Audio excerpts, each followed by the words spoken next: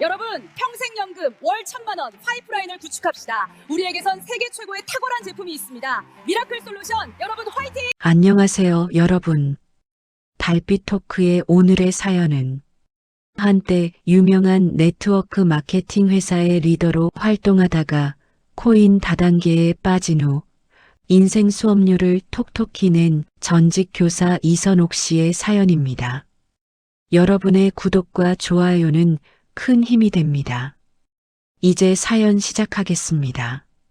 신일, 화려한 샹들리에가 번쩍이는 호텔 연회장, 미라클 솔루션의 정기 사업 설명회 열기가 뜨겁습니다. 무대 중앙에 선 이선옥 씨는 말끔한 정장 차림에 큐빅이 박힌 브로치를 달고 환하게 웃고 있네요. 그녀의 한마디 한마디에 객석에 앉은 수백 명의 회원들이 고개를 끄덕이며 경청하고 있습니다. 평생 교단에서 아이들을 가르쳤던 그 카리스마가 여기서도 빛을 발하는 것 같군요. 선옥 씨는 자신의 성공 스토리를 마치며 주먹을 불끈 쥐어 보입니다. 여러분, 나이는 숫자에 불과합니다. 저처럼 평범한 은퇴교사도 해냈습니다. 평생 매월 1,000만 원의 파이프라인 구축, 여러분도 주인공이 될 수 있습니다. 올해와 같은 박수 소리가 터져나오고 선옥 씨는 벅차오르는 가슴을 안고 무대에서 내려옵니다. 그녀를 기다리고 있는 건 그녀가 직접 데려온 파트너들과 신규 회원들이죠. 선옥 씨는 그들을 이끌고 근처에서 소문난 한정식 집으로 향합니다. 성공한 리더가 파트너들에게 밥을 사는 건 당연한 관례처럼 되어버렸으니까요. 물론 교육은 각자 더치페이 하라고 하지만요. 윤기가 흐르는 갈비찜과 갖가지 반찬들이 맛있어 보입니다. 회원들은 선옥 씨를 스폰서님, 선생님이라 부르며 부러움을 표시합니다. 역시 스폰서님은 스케일이 다르세요. 저희가 정말 복이 많아요. 아유, 별 말씀을요. 다 우리 사장님들 힘내시라고 대접하는 거죠. 많이들 드세요. 식사가 끝나고 계산서가 선옥 씨 앞으로 전달됩니다. 금액은 무려 150만 원. 선옥 씨의 눈매가 순간 가늘게 떨립니다. 그녀는 지갑에서 신용카드를 꺼내 직원에게 건네지만 등 뒤로 식은땀이 흐르는 건 어쩔 수 없나 봅니다. 직원이 카드를 단말기에 꽂자 한도 초과라는 알림음이 작게 울립니다. 선옥 씨의 심장이 덜컥 내려앉지만 그녀는 재빨리 태연한 표정을 짓습니다.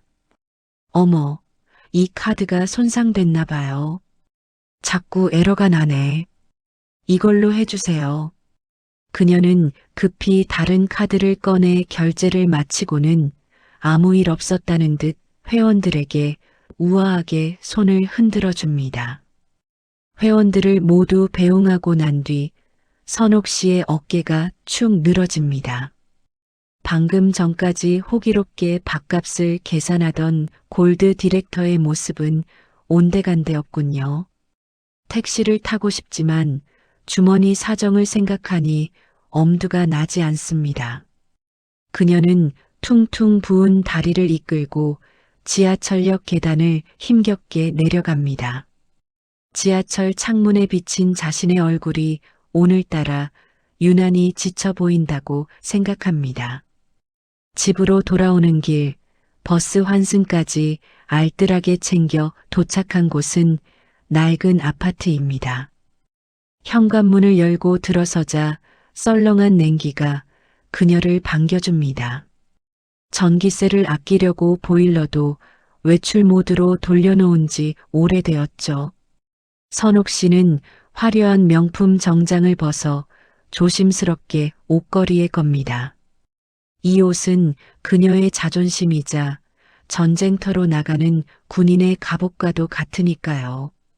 저녁을 너무 거하게 산 탓일까요? 정작 본인의 배에서는 꼬르륵 소리가 납니다.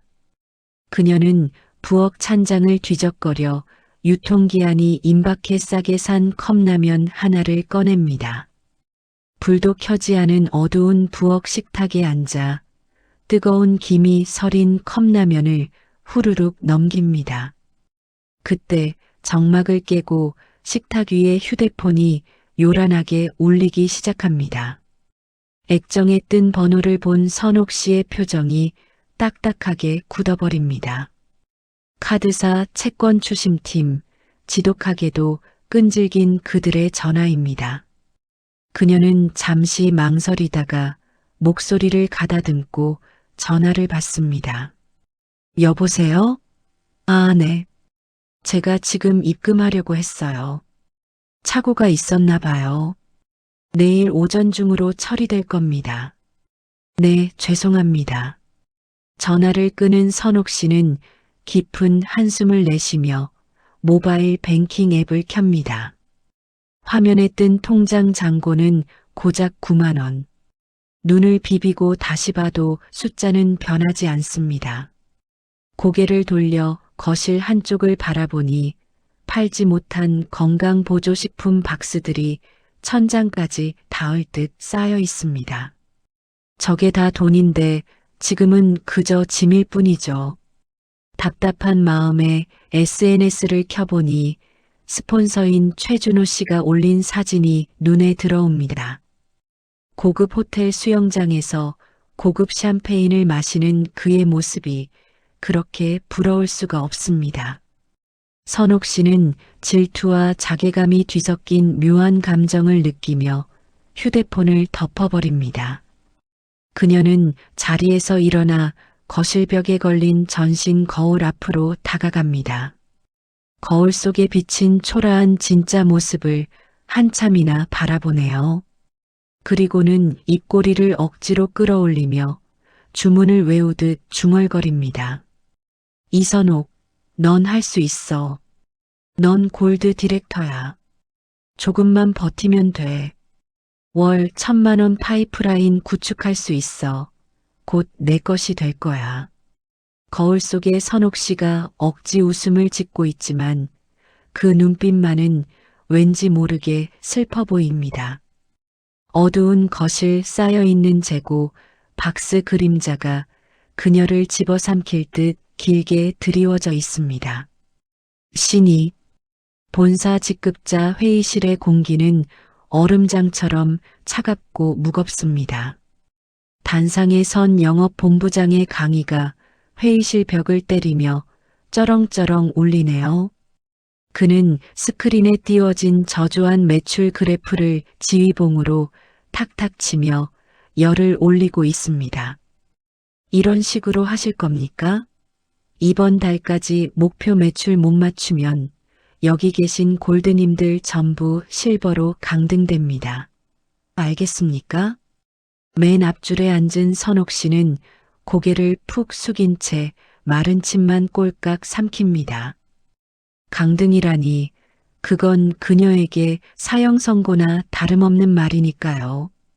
회의가 끝나고 사람들이 웅성거리며 빠져나갈 때 선옥 씨는 자리에 못 박힌 듯 앉아 일어나지 못합니다. 그때 누군가 그녀의 어깨를 부드럽게 감싸주네요. 고개를 들어보니 언제나 여유가 넘치는 스폰서 최준호 씨가 사람 좋은 미소를 짓고 서 있습니다. 이선옥 사장님, 표정이 왜 그러세요? 본부장님 말씀 너무 담아두지 마세요. 방법은 다 있으니까요. 준호 씨는 주위를 슬쩍 살피더니 선옥 씨를 구석진 휴게실로 이끕니다. 그는 양복 안주머니에서 태블릿 PC를 꺼내 화려한 그래프가 움직이는 화면을 보여줍니다.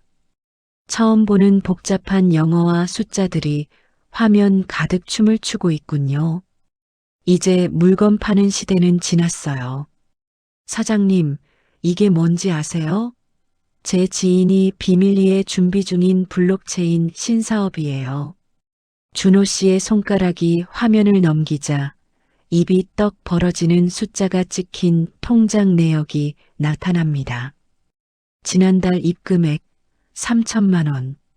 선옥 씨의 눈동자가 순간적으로 크게 흔들립니다. 그녀가 밤낮으로 발이 부르트도록 뛰어도 만져보지 못한 거금이 매달 찍혀 있으니까요. 이 코인이 다음 달에 해외 메이저 거래소에 상장되거든요. 그럼 지금 가격의 딱 10배는 뜁니다. 제가 사장님만 특별히 챙겨드리려고 미리 말씀드리는 거예요. 선옥 씨의 마음속에서 의심과 욕망이 팽팽하게 줄다리기를 합니다. 하지만 준호 씨는 그녀에게 생각할 틈을 주지 않으려는 듯 쐐기를 박네요. 선생님처럼 덕망 있으신 분이 푼돈 때문에 본부장한테 굽신거리는 거 제가 다 속상해서 그래요. 딱 오늘까지만 초기 진입 가격으로 드릴 수 있어요. 그때 휴게실 문이 열리며 한 중년 남성이 헐레벌떡 들어옵니다. 그는 준호 씨를 보자마자 두툼한 현금 봉투를 내밀며 사정하듯 말합니다. 최 이사님, 겨우 구했습니다. 제발 저도 그 코인 좀 살 수 있게 해주십시오. 준호 씨는 짐짓난처한 표정을 짓다가 봉투를 받아 주머니에 넣습니다.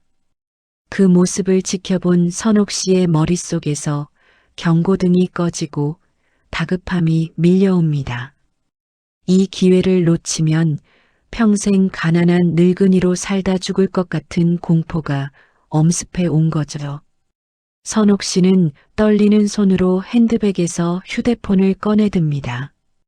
그녀가 전화를 건 곳은 친구도 가족도 아닌 대출 상담사입니다. 네, 팀장님. 지난번에 말씀하신 그 상품. 네, 금리가 좀 높아도 괜찮아요. 당장 입금 가능한가요? 선옥 씨는 회의실 밖 복도로 나와 벽에 기대선 채 통화를 이어갑니다. 심장이 쿵쿵거려 목소리가 자꾸만 기어 들어가네요. 그녀는 결국 하나 남은 노후 대비용 적금까지 모바일 뱅킹으로 해지해버립니다.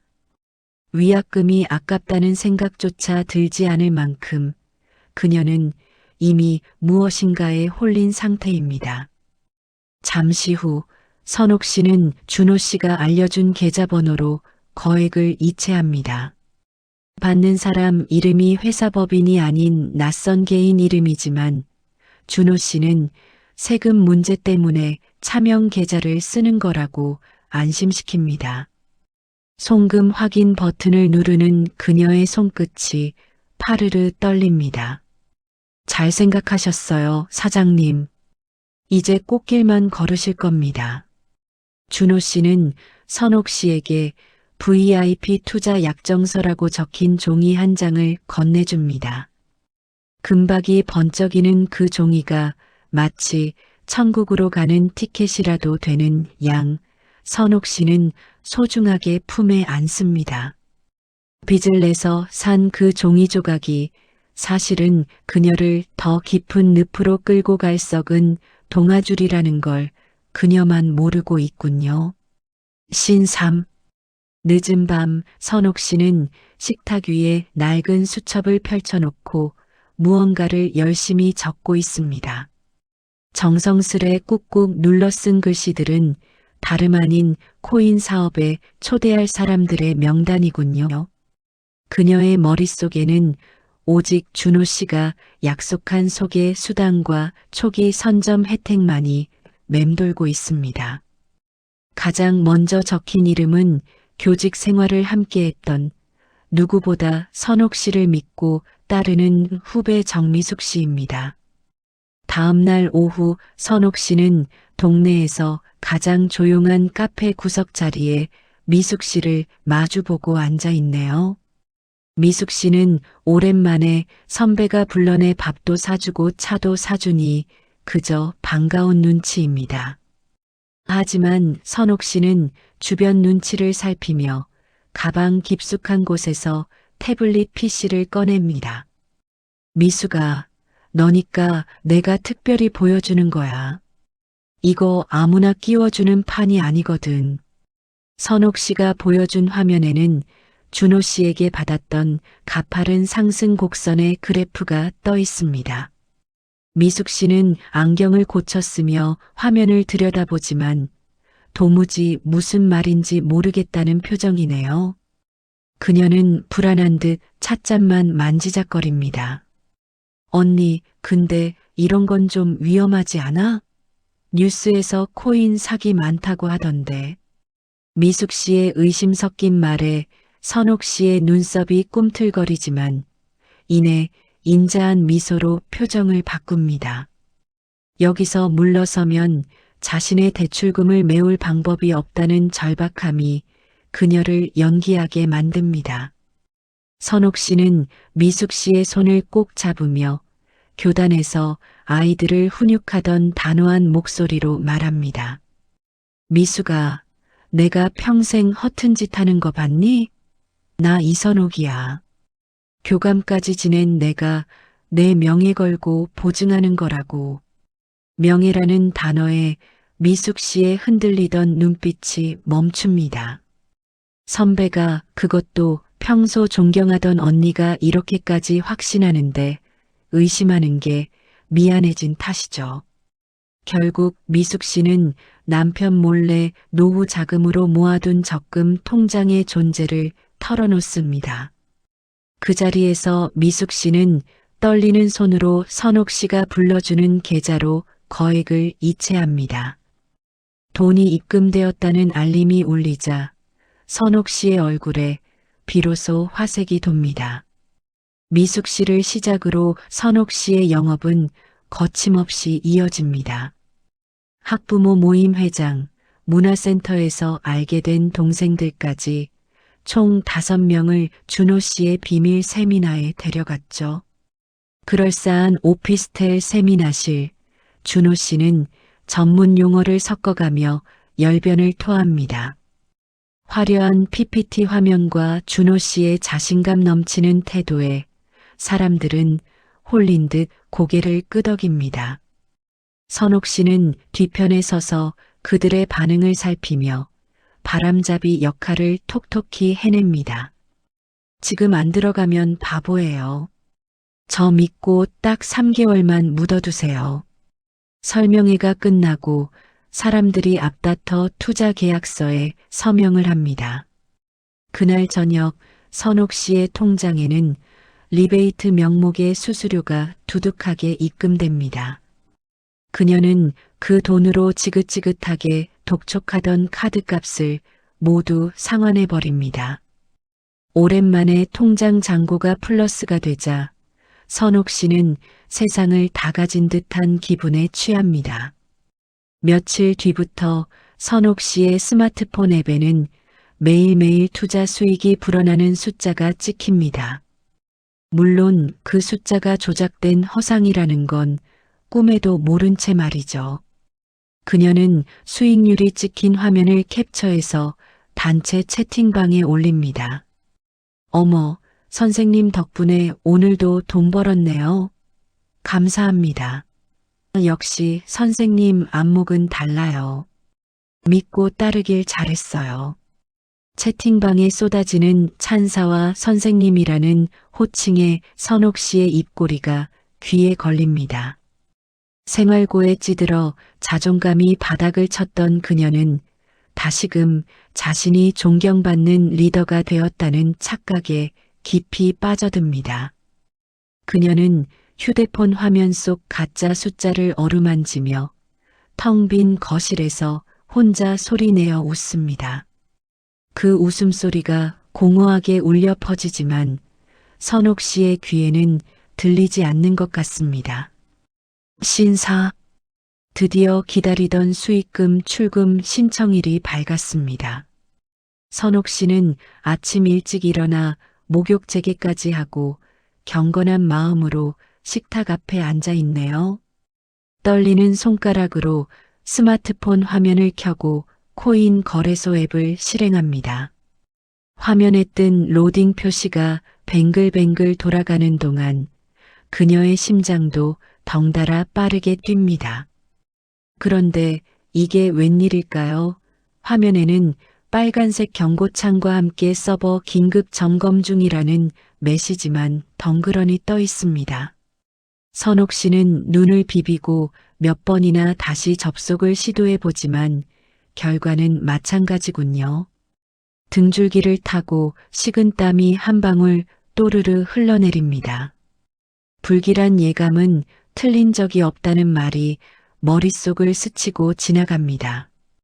그때 잠잠하던 휴대폰이 발작하듯 요란하게 울리기 시작합니다. 발신자는 정미숙 씨, 그녀의 전화를 시작으로 투자자들의 전화가 빗발치기 시작하네요. 선옥 씨는 심호흡을 크게 한번 하고 전화를 받습니다. 언니, 이게 무슨 일이야? 돈이 안 빠져. 접속도 안 되고 이거 어떻게 된 거야? 수화기 너머로 들려오는 미숙 씨의 목소리는 공포에 질려 파르르 떨리고 있습니다. 선옥 씨는 애써 침착한 목소리를 꾸며대며 입술을 깨뭅니다. 미수가 진정해. 접속자가 너무 많아서 서버가 다운됐나 봐. 내가 지금 본사에 확인해 보고 있으니까 조금만 기다려. 전화를 끄는 선옥 씨의 손이 덜덜 떨려 휴대폰을 놓칠 뻔합니다. 그녀는 곧바로 최준호 스폰서에게 전화를 걸어봅니다. 평소라면 신호가 가기도 전에 받았을 그가 오늘은 전원이 꺼져 있다는 차가운 기계음으로만 응답하네요. 수십 번을 걸어도 똑같은 안내 멘트만 반복될 뿐 그는 받지 않습니다. 불안감이 거대한 파도처럼 밀려와 선옥 씨를 덮칩니다. 그녀는 겉옷만 대충 걸쳐 입고 택시를 잡아타 강남에 있는 준호 씨의 오피스텔 사무실로 향합니다.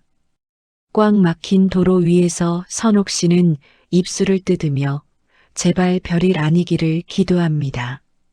오피스텔 복도에 도착한 선옥 씨는 굳게 닫힌 사무실 문 앞에서 멍하니 서 있습니다. 벨을 눌러도 문을 두드려도 안에서는 아무런 인기척이 느껴지지 않거든요. 지나가던 경비원이 문을 두드리는 선옥 씨를 보고 혀를 차며 다가옵니다. 거기 찾아왔어? 그 사람 이틀 전에 짐 다 빼서 나갔어요.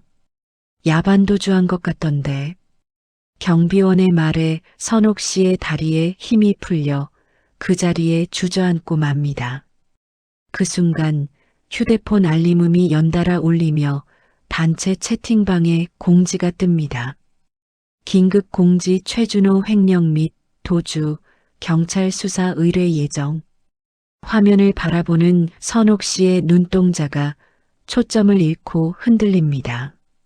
모든 것이 거짓이었고 자신은 철저하게 속았다는 사실이 비수처럼 가슴에 박힙니다.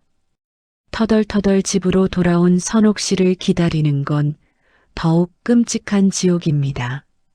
현관문 밖에서 쿵쿵거리는 소리와 함께 고함이 들려오기 때문이죠. 이선옥, 문 열어. 내 돈 내놓으라고. 선생님이라면서 어떻게 이럴 수 있어. 믿었던 제자들과 동료들이 이제는 빚쟁이가 되어 문을 부술 듯 두드리고 있습니다. 선옥 씨는 불 꺼진 거실 구석에 웅크리고 앉아 귀를 막습니다. 그들의 분노 서린 목소리가 날카로운 화살이 되어 선옥 씨의 온몸을 찌르는 것 같습니다. 두려움에 떨던 선옥 씨의 머릿속에 문득 스치는 기억이 하나 있습니다. 얼마 전 준호 씨가 사무실에서 택배 상자를 정리하다가 실수로 보여줬던 송장 하나가 떠오른 겁니다. 어머니가 보내주신 반찬이에요라며 황급히 치우던 그 상자의 주소. 서울 변두리의 낯선 동네 이름이 선옥 씨의 뇌리에 선명하게 박혀 있었죠. 지푸라기라도 잡는 심정으로 선옥 씨는 기억을 더듬어 그 주소를 메모지에 적습니다. 현관 밖에서는 여전히 욕설과 고함이 난무하고 있습니다. 이대로 앉아서 죽을 수는 없다는 생각이 그녀를 일으켜 세웁니다. 선옥 씨는 옷장 깊숙이 박혀있던 낡은 점퍼를 꺼내 입고 모자를 푹 눌렀습니다. 그리고 사람들이 현관에 몰려있는 틈을 타 베란다 쪽 쪽문을 통해 도둑고양이처럼 빠져나갑니다. 차가운 밤 공기가 땀에 젖은 그녀의 얼굴을 스치지만 그녀의 눈빛만은 도끼 서린 짐승처럼 번뜩이고 있습니다. 신호. 택시에서 내린 선옥 씨는 가파른 언덕길을 오르며 거친 숨을 몰아쉽니다. 번지수가 적힌 종이를 꽉 쥔 손은 땀으로 축축하게 젖어 있습니다. 가로등도 몇 개 없는 어두컴컴한 골목길은 그녀가 살던 아파트 단지와는 전혀 다른 세상 같군요. 한참을 헤맨 끝에 그녀가 도착한 곳은 붉은 벽돌이 군데군데 깨진 낡은 다세대 주택입니다. 기억 속 주소와 대문 옆에 붙은 도로명 주소판이 정확하게 일치합니다. 선옥 씨는 믿을 수 없다는 표정으로 건물을 올려다보다가 천천히 반지하 쪽으로 발걸음을 옮깁니다. 현관 앞 우편함은 이미 포화 상태라 토해내듯 우편물들이 비집고 나와 있네요. 떨리는 손으로 우편물 하나를 집어들어 수취인을 확인해 봅니다. 최준호, 그토록 찾던 이름이 선명하게 박혀 있습니다. 봉투 겉면에는 카드 대금 연체 독촉, 단수 예고장, 대부업체 최종 통보 같은 붉은 도장들이 찍혀 있군요. 월 3천만 원을 번다던 재력가, 해외 고급 호텔 수영장에서 고급 샴페인을 마시는 최 이사의 실체는 수도 요금 낼 돈도 없는 빈털털이었던 겁니다. 그때 삐걱거리는 소리와 함께 주택 주인 집 대문이 열리고 한 중년 여성이 나옵니다. 그녀는 선옥 씨를 아래 위로 훑어보더니 퉁명스럽게 말을 건넵니다. 거기 누구슈? 혹시 저 101호 총각 찾아왔어? 빌려준 돈 받으러 왔어? 선옥 씨는 당황해서 아무 말도 못하고 입만 벙긋거립니다. 주인 여자는 혀를 차며 바닥에 침을 퇴뱉고는 다시 들어가 버리는군요. 선옥 씨는 주위를 살피다 반지하 방 창문이 조금 열려 있는 것을 발견합니다. 평소라면 상상도 못할 일이지만 그녀는 체면 따위는 집어던지고 창문 틈으로 몸을 구겨 넣습니다. 방 안으로 들어서자마자 코를 찌르는 곰팡이 냄새와 퀴퀴한 악취에 저절로 인상이 찌푸려집니다. 신발을 신은 채 방바닥을 딛자 바스락거리는 쓰레기들이 발에 채입니다. 어둠에 눈이 익숙해지자 드러난 방 안 풍경은 그야말로 쓰레기장을 방불케 하네요. 먹다 남은 컵라면 용기에는 곰팡이가 피어 있고 소주병들이 여기저기 굴러다니고 있습니다. 한쪽 벽면에는 최준호가 SNS에 자랑스레 올렸던 명품 가방과 시계들이 널브러져 있군요. 선옥 씨는 바닥에 떨어진 금장 시계 하나를 집어들어 봅니다. 묵직해야 할 시계가 장난감처럼 가볍고 도금이 벗겨져 플라스틱 속살이 드러나 있습니다. 그녀가 평생을 바쳐 믿었던 성공의 증거들이 모두 싸구려 가짜였다니 기가 막혀 말이 나오지 않습니다. 다리에 힘이 풀린 선옥 씨는 지저분한 매트리스 위에 주저앉습니다. 그러다 책상 위에 어지럽게 흩어진 종이 뭉치들 사이에서 낯익은 로고를 발견합니다. 한 항공사의 전자항공권 발행 확인서입니다. 선옥 씨는 떨리는 손으로 종이를 집어들어 날짜와 시간을 확인합니다. 출국 날짜는 바로 오늘, 시간은 밤 11시 50분. 목적지는 태국으로 되어 있네요. 벽에 걸린 시계를 보니 벌써 9시가 넘어가고 있습니다. 지금 공항으로 가지 않으면 놈은 영영 사라져버릴 겁니다. 선옥 씨의 눈에서 배신감과 분노의 눈물이 주르륵 흘러내려 뺨을 적십니다. 하지만 지금은 울고 있을 시간조차 아깝다는 생각이 그녀의 머리를 때립니다. 그녀는 옷소매로 눈물을 거칠게 훔쳐내고 주머니에서 휴대폰을 꺼냅니다. 손가락이 심하게 떨려 단축 번호를 누르는 것조차 쉽지 않군요.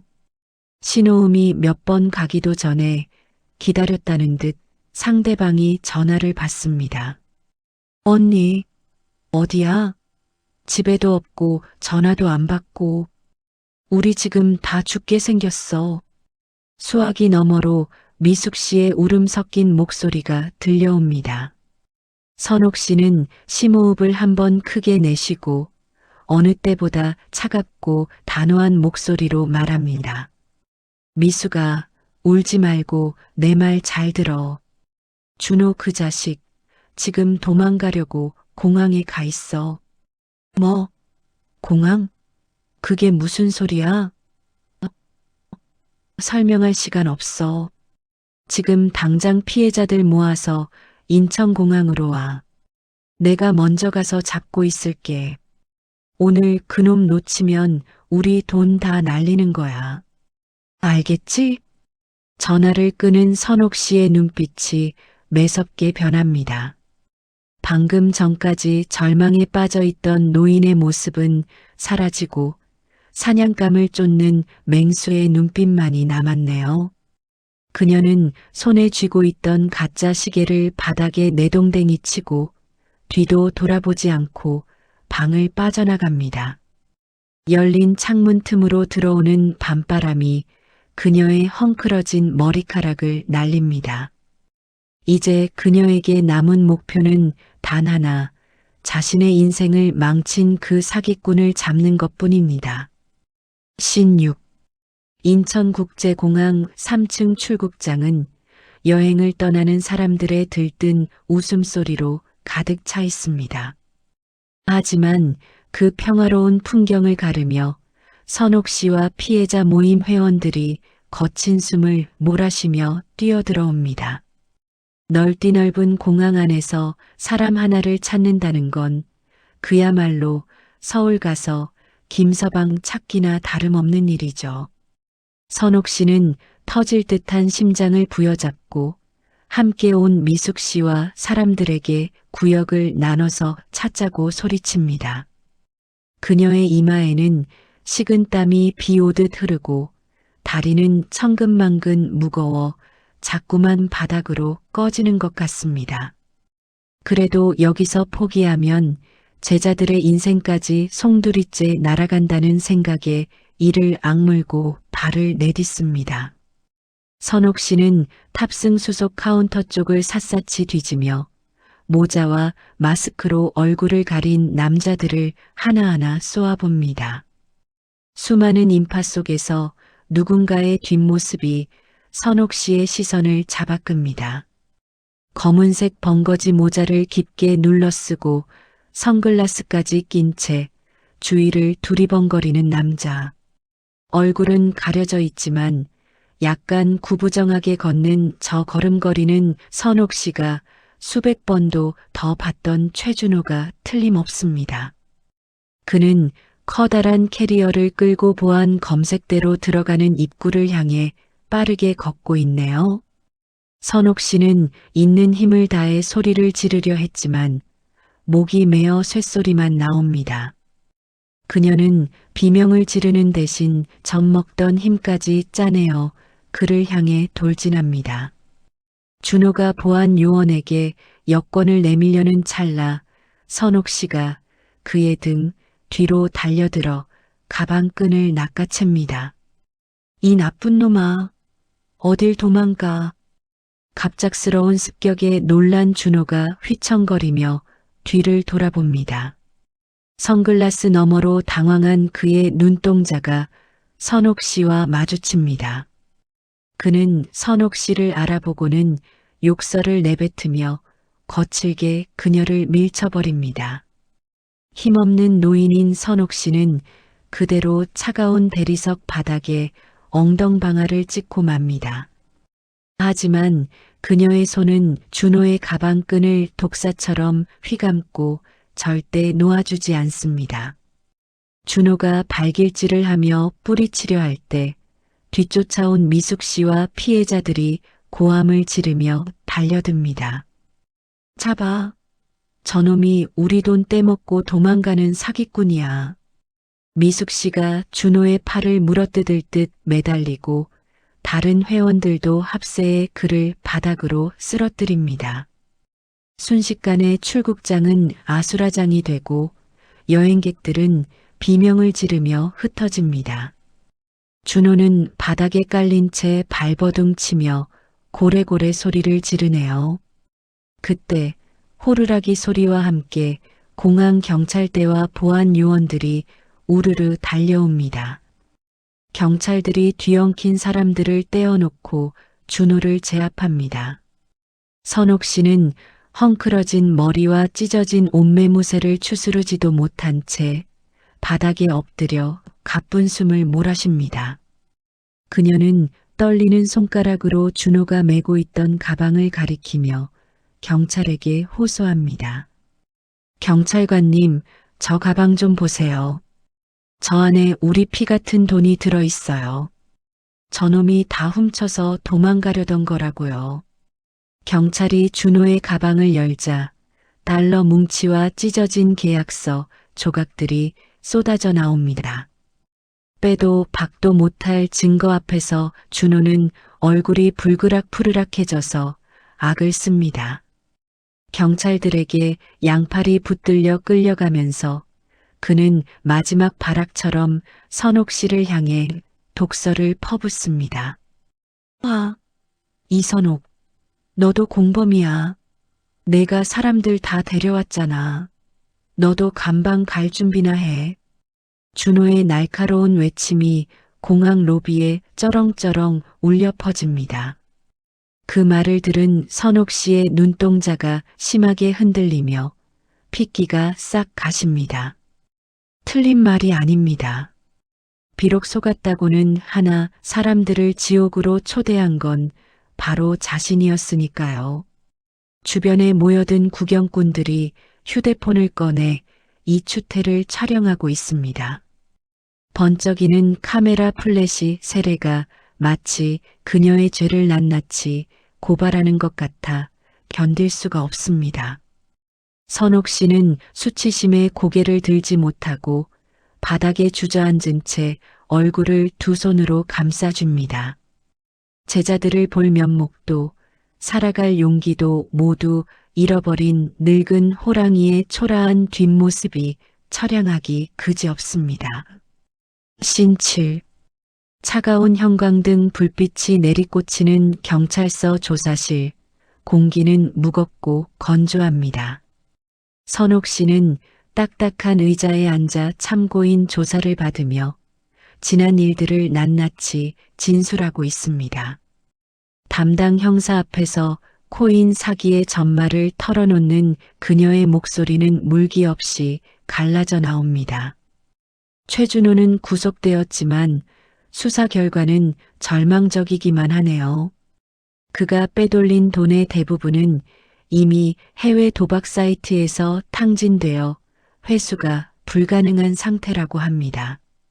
조사를 마치고 비틀거리며 경찰서 현관을 나서는 선옥 씨의 발걸음이 천근만근입니다.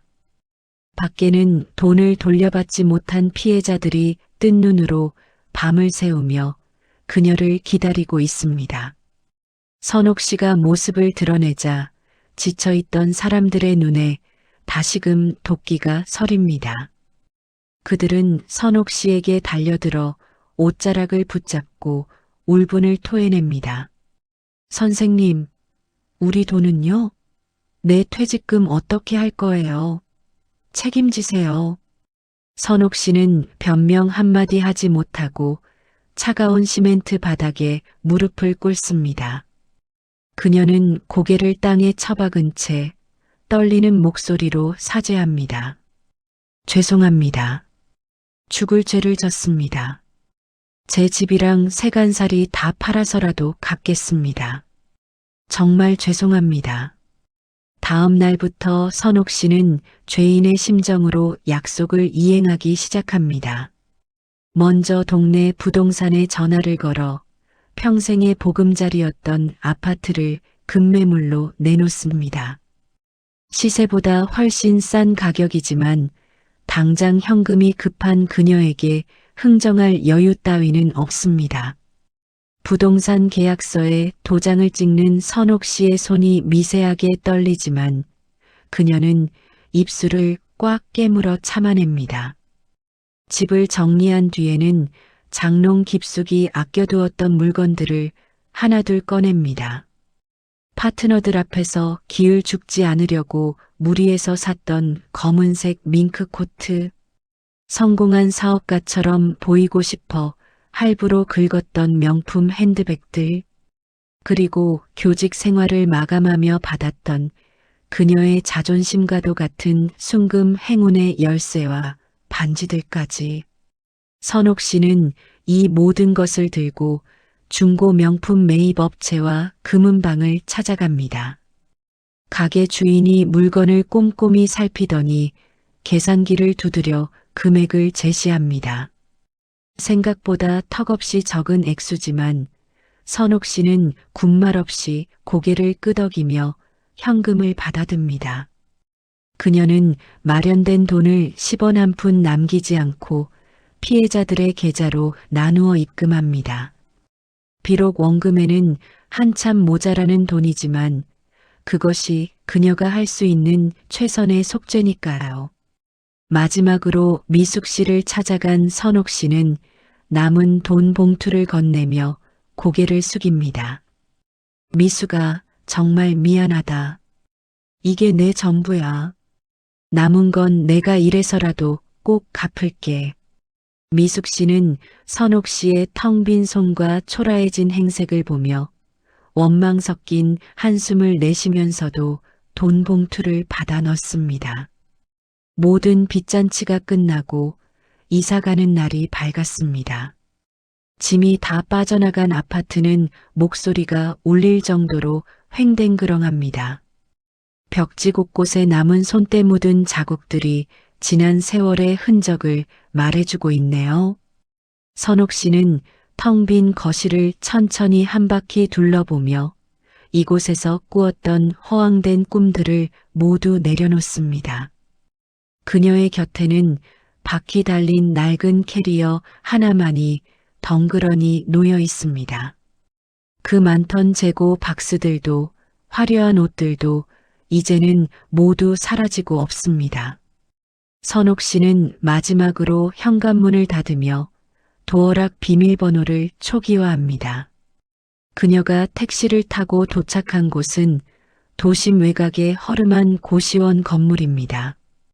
보증금 없이 월세만 내면 되는 좁디 좁은 방, 그곳이 이제 그녀의 새로운 보금자리입니다. 성인 한 명이 겨우 누울 수 있는 침대와 작은 책상이 방 안을 가득 채우고 있네요. 선옥 씨는 짐을 풀기도 전에 침대에 걸터 앉아 스마트폰을 켭니다. 갤러리 폴더에는 골드 디렉터 이선옥이라고 적힌 화려한 명함 이미지가 저장되어 있습니다. 포토샵으로 주름을 지우고 환하게 웃고 있는 화려한 사진 속의 여자는 지금의 초라한 노인과는 전혀 다른 사람 같군요. 선옥 씨는 망설임 없이 삭제 버튼을 누릅니다. 삭제하시겠습니까? 라는 팝업 창의 확인을 누르자 이미지는 흔적도 없이 사라집니다. 휴대폰 화면이 꺼지고 검은 화면 속에 비친 선옥 씨의 얼굴은 지쳐 보이지만 어딘가 홀가분해 보입니다. 창문 밖으로 들려오는 도시의 소음이 낯설게 느껴지는 밤, 선옥 씨는 비로소 긴 잠을 청합니다. 18 1년이라는 시간은 참 무심하게도 빠르게 흘러갔습니다. 소독약 냄새가 은은하게 배어있는 이곳은 도심 외곽의 한 요양병원입니다. 점심시간을 알리는 방송이 나오지만 이선옥 씨는 숟가락을 놓지 않고 있습니다. 그녀는 거동이 불편한 할머니 환자의 입가에 묻은 죽을 손수건으로 조심스럽게 닦아주고 있네요. 화려한 스카프와 명품 정장으로 치장했던 골드 디렉터의 모습은 온데간데 없습니다. 대신 헐렁한 간병인 유니폼을 입고 머리는 질끈 묶어 올린 수수한 모습입니다. 손톱에는 매니큐어 대신 짧게 깎은 단정한 손톱과 거친 굳은 살이 자리 잡았습니다. 환자가 식사를 마치고 편안하게 눕는 것을 확인하고서야 선옥 씨는 허리를 펴고 휴게실로 향합니다. 그녀의 걸음걸이에서는 예전의 뻣뻣한 허세가 빠지고 고단하지만 정직한 노동의 무게가 느껴집니다. 휴게실 의자에 앉아 도시락을 꺼내려는데 주머니 속 휴대폰이 짧게 진동합니다. 무심코 확인한 액정 화면에는 급여 입금 250만 원이라는 문자가 떠 있습니다. 선옥 씨는 그 숫자를 한참이나 물끄러미 바라봅니다. 과거에 그녀가 그토록 외치던 월 1,000만 원에 비하면 턱없이 부족한 액수죠. 하지만 신기하게도 마음은 깃털처럼 가볍고 편안합니다. 남을 속이거나 빚을 내서 만든 가짜 돈이 아니라 온전히 자신의 땀과 시간으로 바꾼 진짜 돈이기 때문입니다. 그녀는 입가에 옅은 미소를 띠며 휴대폰을 주머니에 깊숙이 넣습니다. 오후 근무가 시작되기 전 병원 로비로 익숙한 얼굴이 찾아옵니다. 바로 정미숙 씨입니다. 두 사람은 병원 앞 벤치에 나란히 앉아 자판기 커피를 마십니다. 처음에는 어색한 침묵이 흘렀지만 따뜻한 커피 향이 그 공기를 조금씩 녹여주네요. 미숙 씨가 먼저 선옥 씨의 거친 손등을 바라보며 말을 건넵니다. 언니, 여기 일 많이 힘들지? 얼굴이 많이 탔네. 선옥 씨는 자신의 손을 부끄러워하며 감추는 대신 덤덤하게 끄덕입니다. 그녀의 눈빛은 예전처럼 불안하게 흔들리지 않고 차분하게 가라앉아 있습니다. 힘들긴. 그래도 밤에 잠은 잘 와. 두 다리 뻗고 자는 게 얼마만인지 모르겠다. 미숙아, 나 이제야 사람 사는 것 같아. 미숙 씨는 선옥 씨의 편안해진 얼굴을 보며 안도하듯 고개를 끄덕입니다. 비록 많은 것을 잃었지만 두 사람은 이제야 서로를 있는 그대로 마주 볼 수 있게 된 것 같습니다. 짧은 면회가 끝나고 미숙 씨를 배웅하는 선옥 씨의 뒷모습이 한결 가벼워 보입니다. 하루 일과를 마치고 퇴근하는 길, 버스 정류장 앞은 퇴근하는 사람들로 북적입니다. 그때 정류장 근처에서 누군가가 전단지를 나눠주며 신제품 홍보를 하고 있습니다. 세계 최초 영로화 줄기세포 화장품, 평생 매월 1,000만 원, 누구나 손쉽게 부자가 될 수 있습니다. 귀에 익숙한 달콤한 멘트가 선옥 씨의 발걸음을 잠시 멈추게 합니다. 전단지 아르바이트생이 선옥 씨에게도 화려한 색깔의 종이를 내밉니다. 예전에 선옥 씨였다면 혹해서 받아들고 내용을 꼼꼼히 읽어봤을 겁니다. 하지만 지금의 선옥 씨는 전단지를 쳐다보지도 않고 미련 없이 도착한 버스에 올라탑니다. 세상에 공짜 점심은 없다는 평범한 진리를 뼈저리게 깨달았으니까요. 버스가 덜컹거리며 출발하고 선옥 씨는 차창 밖 풍경을 무심하게 바라봅니다. 빌딩 숲 사이로 붉은 노을이 아름답게 지고 있습니다. 유리창에 비친 자신의 얼굴을 보니 주름은 좀 늘었지만 눈빛만은 맑게 빛나고 있네요. 더 이상 남의 시선을 의식하며 인스타 톡방, SNS에 가면을 쓸 필요가 없는 살. 비록 몸은 고되고 지갑은 얇아졌지만 있는 그대로가 된 선옥 씨는 지금 이 순간이 가장 당당합니다. 버스는 어둠이 내려앉는 도심을 뚫고 선옥 씨의 진짜 집, 고시원을 향해 달려갑니다. 흔들리는 버스 안에서 곤히 잠든 그녀의 평온한 얼굴 위로 이야기는 조용히 막을 내립니다.